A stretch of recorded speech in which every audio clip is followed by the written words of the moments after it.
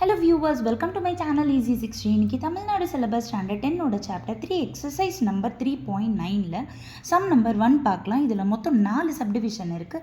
4 சப்டிவிஷனுமே ஒரே ஷார்ட்டில் சொல்லி கொடுக்குறேன். குவாட்ராட்டிக் ஈக்குவேஷன் ஃபார்ம் பண்ண சொல்லியிருக்காங்க. சம்மும் ப்ராடக்ட்டும் கொடுத்துருக்காங்க. இது பார்த்தீங்கன்னா ஒரு ரவுண்ட் ஆஃப் வேல்யூவாக கொடுத்துருக்காங்க. ஸோ குவாட்ராட்டிக் ஈக்குவேஷன் ஃபார்ம் பண்ணுறதோட ஃபார்முலா எழுதிக்கணும். X square minus sum of the root into x plus product of the root is equal to 0. So x square minus sum வந்து மைனஸ் 9, அதனால் minus into minus plus 9x ஆகிடும். Plus product வந்து 20 equal to 0. அவ்வளோதான்.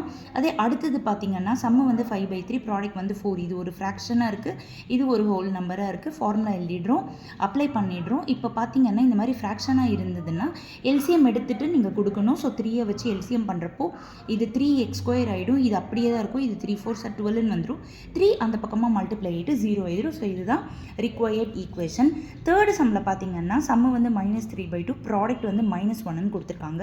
So quadratic equation form பண்ணுறதோட formula எழுதியிருக்கேன். 10th standard பசங்களை பொறுத்தவரை ஃபார்முலாவை ஃபஸ்ட்டு எடுத்ததுமே எழுதுங்க. அதுக்கு தனியாக ஒரு மார்க் இருக்குது.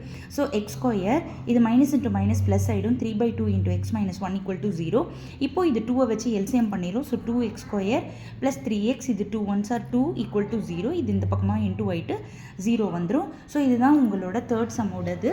அடுத்தது ஃபோர்த்து சம் பார்த்தீங்க அப்படின்னா சம்மு வந்து இப்படி கொடுத்துருக்காங்க, ப்ராடக்ட் வந்து இப்படி கொடுத்துருக்காங்க. ஐயோ இது பார்த்ததுமே பயந்துடாதீங்க, ஒன்றுமே கிடையாது. அதே ஃபார்முலா தான்.